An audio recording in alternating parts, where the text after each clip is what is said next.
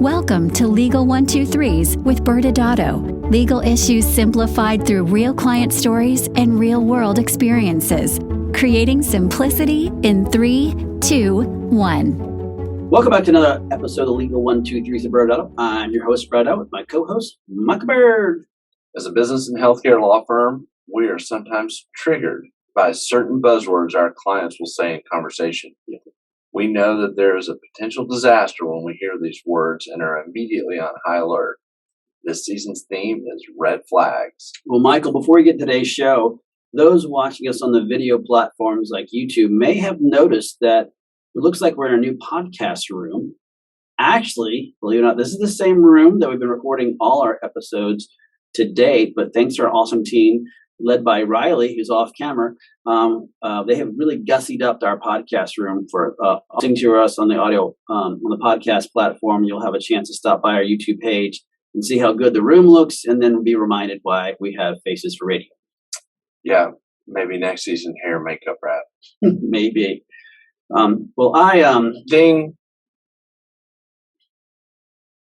Michael, not everyone listened to the first episode. Do you want to tell the audience what you just did? Yeah, I was paying you back for episode 1. All right. Tell the audience why you just dinged me. Oh, this season, we're allowed to say ding when we hear a red flag. You said I, and I instinctively said ding. My bad. I forgot what I was about to say. No worries. Okay. What we have to do, and we talked about this off air before, is we have to share our recent experience of flying on a private jet. Michael, what is the opposite of ding? I know. This is not normal life at ByrdAdatto, and we got to see a different lifestyle for a few hours. Yeah, I had to admit, if I could really get used to flying private. It felt like we were imposters who accidentally stepped into some alternative world. Yeah, we probably need to clarify, we did not do anything illegal to get on this private jet. We were actually invited, and we were invited by a very generous friend to go on a quick getaway trip. Yeah, true.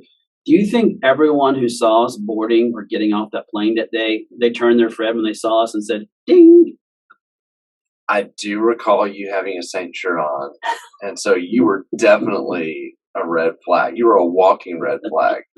I feel like we should, however, share with the audience some important lessons we learned about the private jet world, because I know it was very eye-opening, and we have some different kind of wisdom. We do, yeah. So number one, I'll go first. It's cool. You don't go through security. You actually get in your car and you drive right up to the plane and unload from your car directly into the plane or right up against it in the hangar. It's pretty amazing. And thankfully, and somewhat surprisingly, we did not run into the plane with our car when we were dropping off our luggage. That seems like something that we would do. Yeah. And we didn't. Yeah.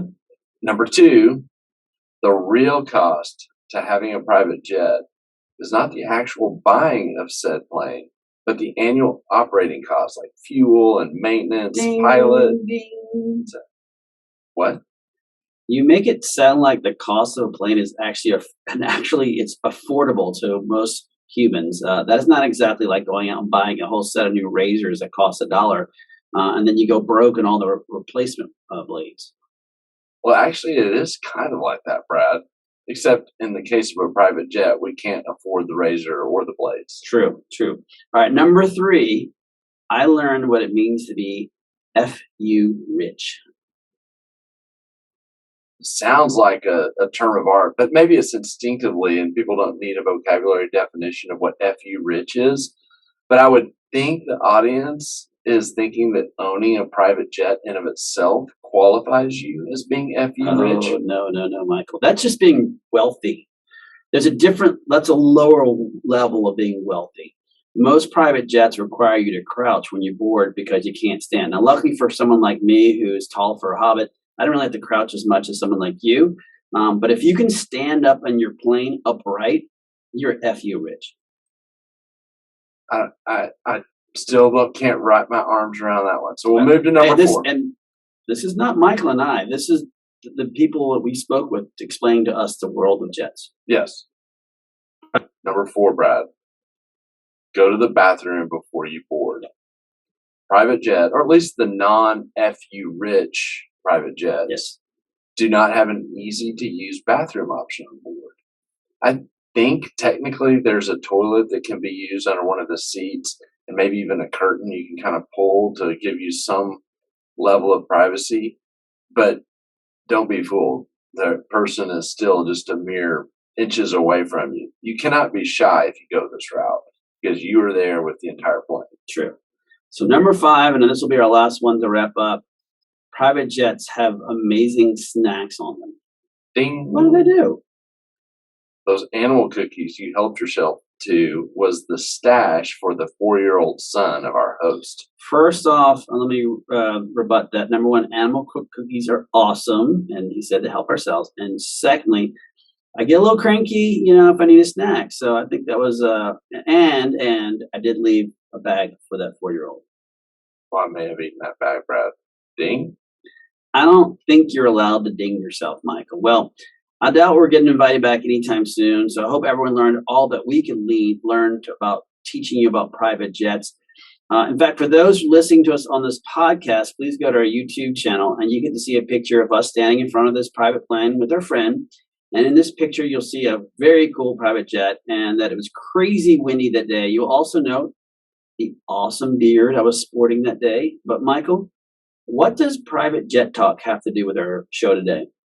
Well, I'm glad you asked. As part of our client's story today, the story centers around the fact that he is successful, not FU rich successful, but successful enough to have a private plane that he runs through his dental practice. Ding. What red flag did you spot? All right, running the plane through the business, for context, that's a layman's way of saying that he deducts the expenses for operating his plane as a business expense of his practice. So practices profits and loss statement. I hit the red flag button because whenever we hear about quasi-personal, can I use personal? I'm using air quotes for the listeners. Personal expenses being run as a business expense, we know that there can be issues with this. We see it in expensive cars that'll be run through, country club memberships, artwork. Ding, ding, ding. This is not in itself wrong. I'm dinging this for a reason. But we're spotting the red flags part of this season, and the clients usually works with their CPA on the deductible issues from the IRS, from our IRS perspective.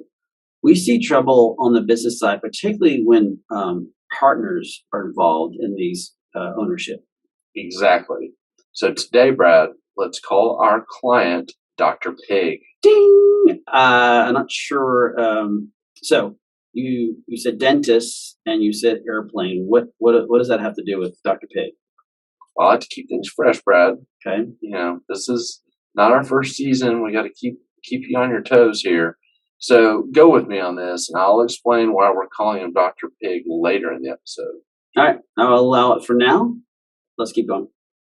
Well, Dr. Pig actually reached out to me because he wanted to sell a small portion of his dental practice to a star employed dentist. Very common. We see that kind of all the time. Dr. Pig wanted to spend more time with family. Let's call his associate Dr. Fake. Ding. You're kind of out of control today. Hey man, we're having fun here. It's dialed down. We're okay. Dr. Fake is not a reflection of his personality or his teeth. I'm going to give you a very short leash here, Michael. Okay, well, thanks, Judge Brad. That's right. Let's continue.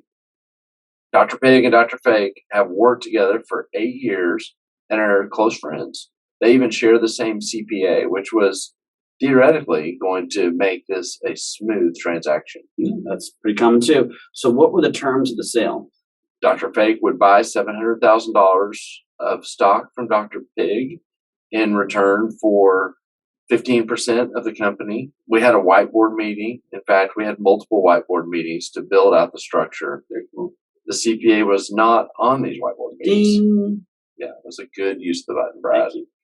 The practice didn't want to bring the CPA on because they had already, quote, worked through those issues, and they had had an agreed value already. They had agreed to this 15% percentage to be sold. And so, Pause. Was the airplane an issue? great question. Yes. We're going to give you an animal cookie. We're going to have each of the owners be entities that own the practice entity. So let me dial it back for context. I know everyone likes to have context, or at least I do. You did. Yeah. So I'll please myself There you with explaining this. The dental practice was a professional corporation, and when this person, Dr. Fake, was going to buy in, the way to navigate having Dr. Fake not navigate around the airplane issue was going to be to form two professional entities, one for Dr. Pig and one for Dr.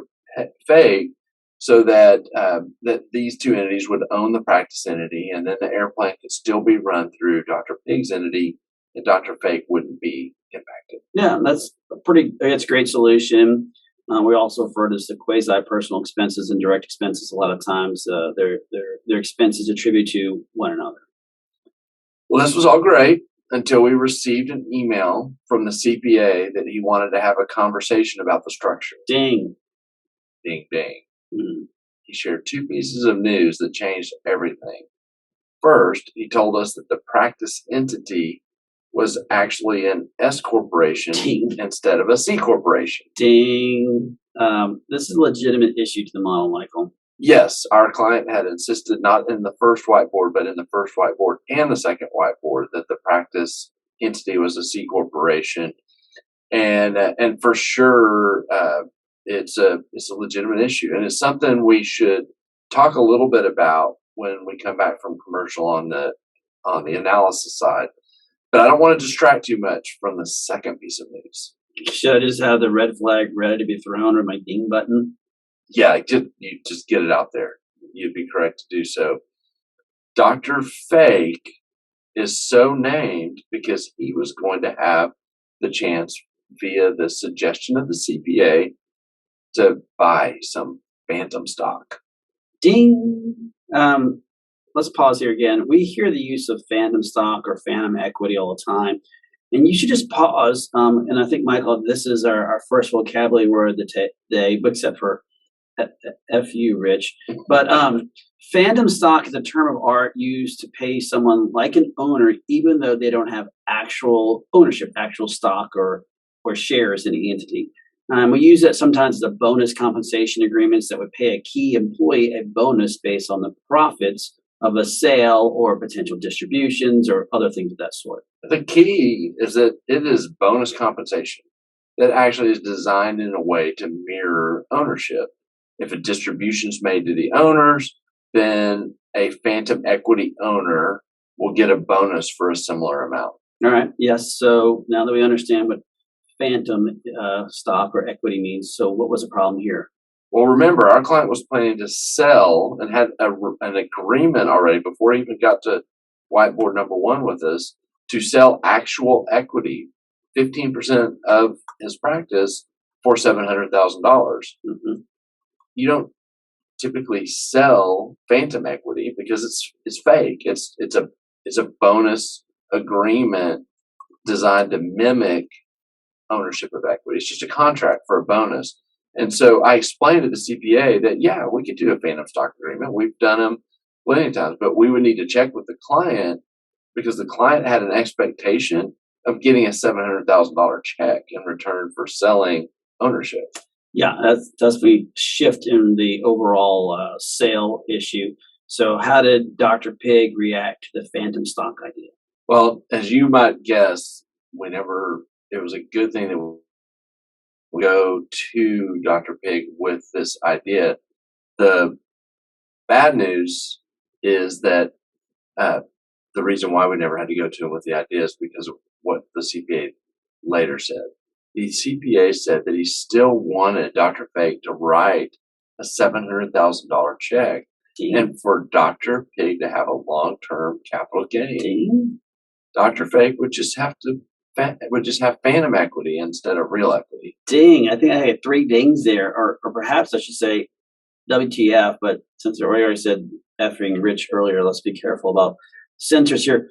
Maybe we should call the CPA the Phantom Menace, as this proposed model is extremely problematic. Well, ding to you, Brad, Right. for the Star Wars reference this early in the season. I think we should at least get a few episodes in before you start bringing in your 70s movie talk, especially Star Wars. But to your point, I know. I mean, I, I'm thinking of how in the world do you sell nothing for $700,000, then on top of that, still get a long-term capital gain? Yeah, that's a very point of a long-term capital gain, is for the sale of actual stock. I know.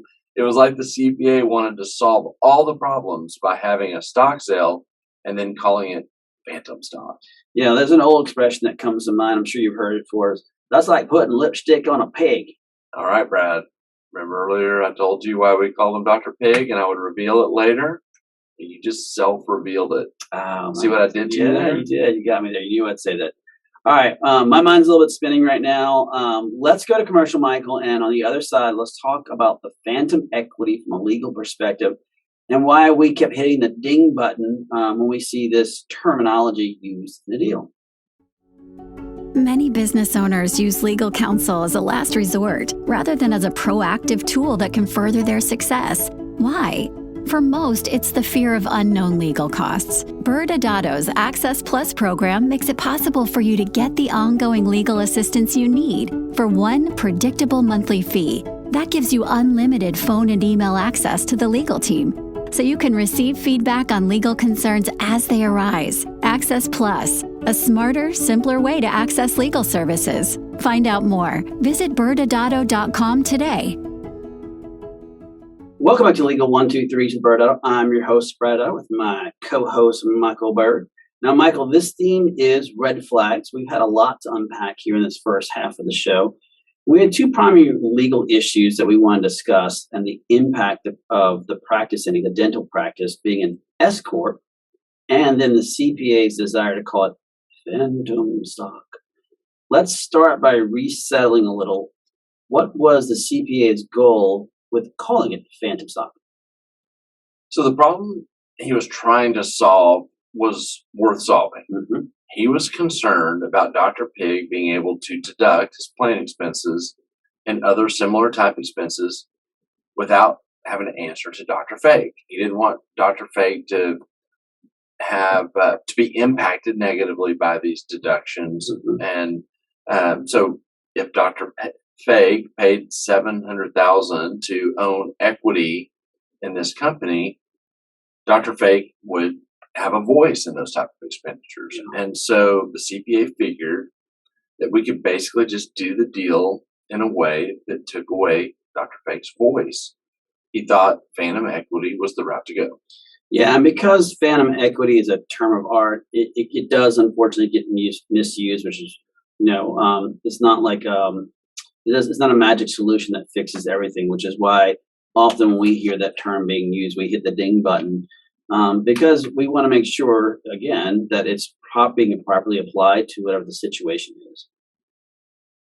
Yeah, and exactly. And as we discussed earlier, phantom equity is really just a compensation arrangement. There are no elements of equity. When a phantom equity holder is paid, it's characterized for IRS purposes as a W-2 payment or possibly a 1099 independent contractor payment. Yeah. So why is this so important for our audience to understand?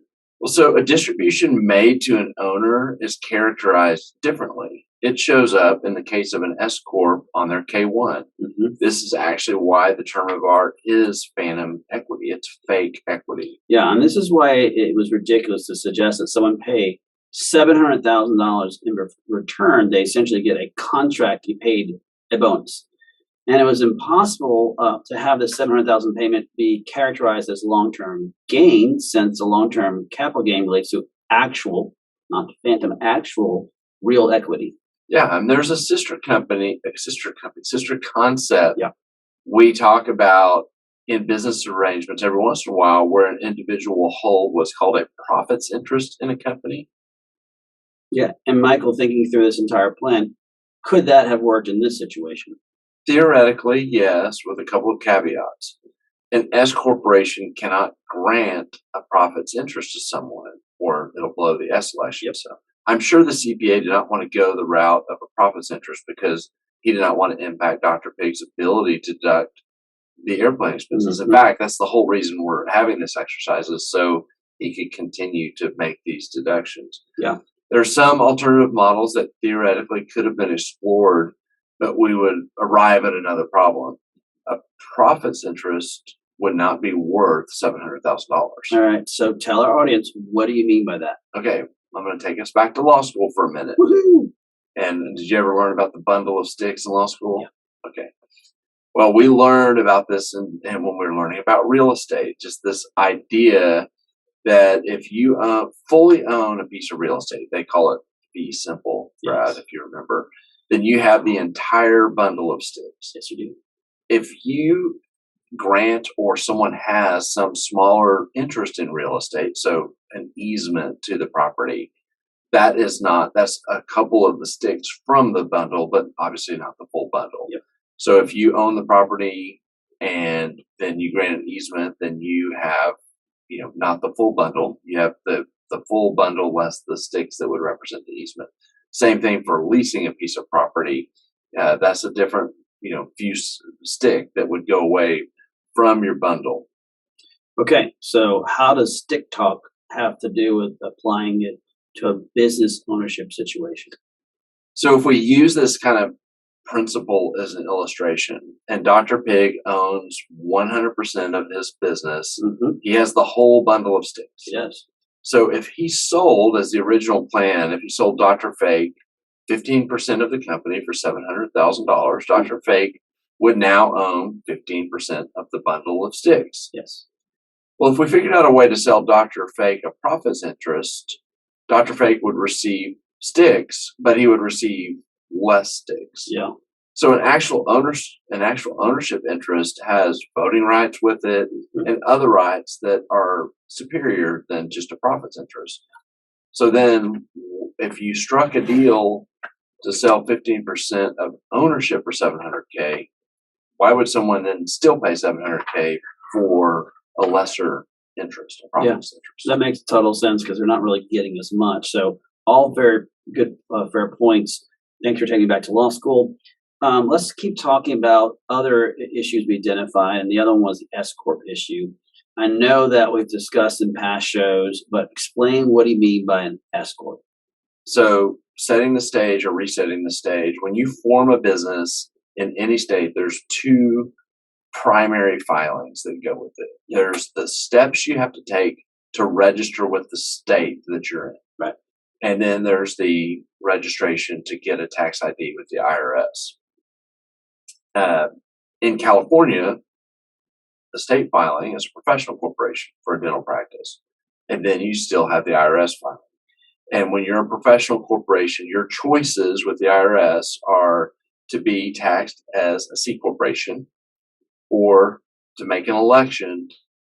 The important thing to understand here is that an S Corp is popular with small, closely held businesses, as it allows the taxes of the corporation to be reported on the personal tax return of the actual owners of that small business. So if theoretically, Brad, someone had a deduction for, I don't know, an airplane, it shows up on their personal tax return. Exactly. And while a C corporation, that the professional entity files its own tax return. The downside to being a C corporation is often referred to as a double taxation. It can occur when you're trying to, meaning the entity itself is going to pay taxes, and whenever there's a distribution of profits, then the owners of that corporation would then also pay taxes. So understand that's where the double tax comes in. So again, the money distributed to the shareholder, that's when taxes are paid, or the entity itself has to pay its taxes. So it posed a serious dilemma for the CPA because the whole point of this entire exercise was to take advantage of the planned deduction and to sell an interest to Dr. Fake. Yeah. The original idea for how to do this. The news of the fact that the practice was S Corp instead of a C Corp actually impacted the original idea. Let's talk about that. Yeah, so the original plan was for Dr. Pig and Dr.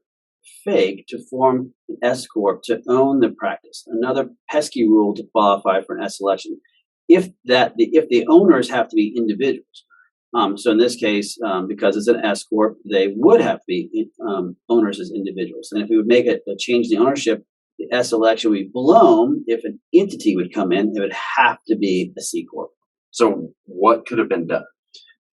There would have to been a decent amount of structure planning from a tax advisor. The two ideas that could be explored would be to operate the practice as a C Corp and move the airplane expenses to Dr. Pig's new entity.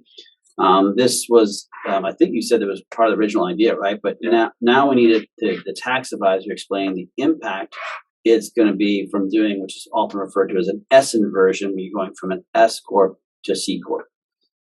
Yeah, we would have to make sure we do not solve one problem and create other problems. Yeah, perfect. Yeah, and that's often the case is you're solving for something and it causes another problem. Another concept to explore when you're converting from an S Corp to a partnership tax model, there are limitations because in this case you said that they were in California, and with the types of partnerships that can be formed for a practice of dentistry is going to be limited, although we do know a general partnership would work. Yeah, and there are plenty of issues as to the tax impact of converting and to set up an asset protection friendly model with a general partnership. I know we've talked about that actually in California a few seasons ago. So we could do an entire episode on some of these modeling ideas. Yeah. So Michael, let's get back to our story. What happened to our friendly Dr. Pig and Dr. Fake? The good news is that they're still together and they're still besties. Yes. The bad news is they did not end up doing anything to bring Dr. Fake on as an owner. I'm just thankful that the CPA backed off of the Fandom equity deal. You have any final thoughts? Yeah, I think, for our audience to understand, just because we dinged the red flag when we heard the term phantom equity or phantom stock, doesn't mean it's illegal or even wrong. But it's important to understand why would a company or a corporation use this option, and if so, if you are using it, understand the why. So, because otherwise, as we were talking about, it can cause massive tax or legal structure issues down the road. Michael, how about you? Some final thoughts? Well, I take these special deductions that we talk about that give the ding button. In this case, today, an airplane. So whether you're FU rich and can stand up in the plane or not, you're just regular rich. If you want to try to take advantage of deducting those expenses, you have to be careful that not first and foremost with your tax advisor to make sure that the way that the plane in this case is being utilized qualifies as a business deduction. And then understand, especially in this professional services world, that when you have partners and you're wanting to deduct things, it's not just the cost of the airplane, it's the risk you're taking with how aggressive you may or may not be being with making the deduction in the first place. So if the IRS came in and said, you can't be deducting the way you're flying that plane around, the partner or the co-owner of the business would be impacted by that. All good points. Michael, we'll continue with this season. Next Wednesday show, we'll be discussing red flags, non-binding letter of intent. ByrdAdatto is providing this podcast as a public service. This podcast is for educational purposes only. This podcast does not constitute legal advice, nor does it establish an attorney-client relationship. Reference to any specific product or entity does not constitute an endorsement or recommendation by ByrdAdatto. The views expressed by guests are their own, and their appearance on the program does not imply an endorsement of them or any entity they represent. Please consult with an attorney on your legal issues.